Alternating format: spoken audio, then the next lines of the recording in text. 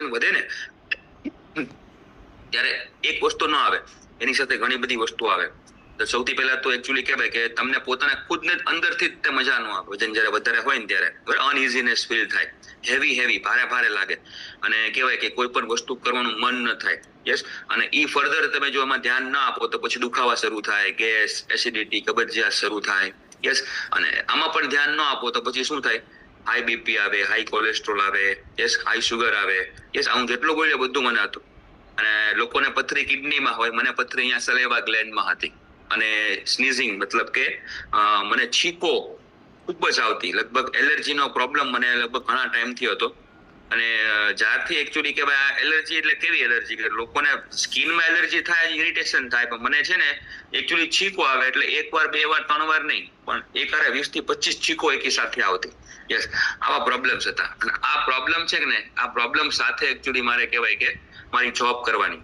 તો ઈ જે જોબ છે ને એ દરમિયાન ઘણી વાર એ બધું એવું થાય કે મારો જો અમારો સ્નીઝિંગનો એલર્જીનો એટેક શરૂ થાય અને એ જ સમયે મારે એકચ્યુઅલી કહેવાય કે મારે ડોક્ટરનો કોલ લેવાનો હોય ને, તો મારે કોલને એવોર્ડ કરવો પડે. ઓકે.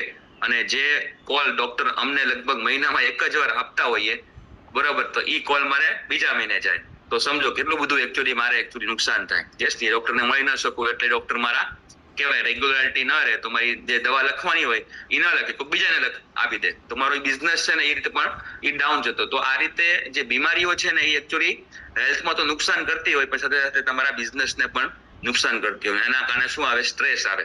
અને આ સ્ટ્રેસ છે એના કારણે થઈને તમારા ફેમિલી ડિસ્પ્યુટ પણ પાછા વધે.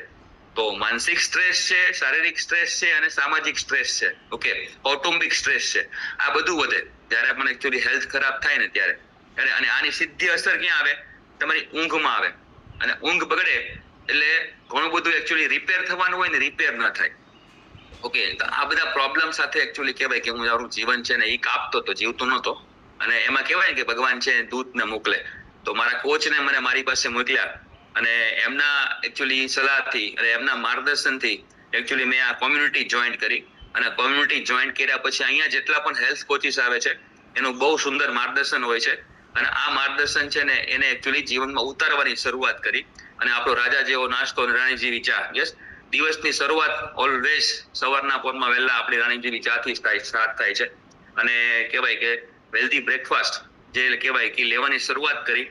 અને જે મારા કોચે કીધું એ પ્રમાણે મેં ફોલો કરવાનું શરૂ કર્યું. અને અમેઝિંગલી પહેલા તે મહિનામાં 6 કિલો ફેટ લોસ થયું. ધીરે કહેવાય કે આ ફેટ લોસ છે એ વધવા મળ્યું.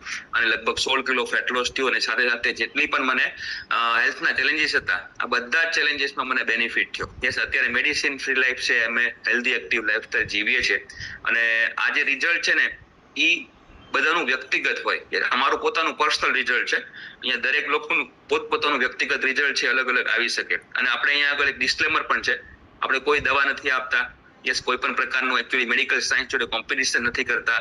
શું કરીએ છીએ? માત્ર હેલ્ધી એક્ટિવ લાઈફસ્ટાઈલ કેમ જીવવી શીખવાડીએ છીએ. સારું પોષણ છે એની વિશે વાત કરીએ છીએ, લેવાની સલાહ દઈએ છીએ.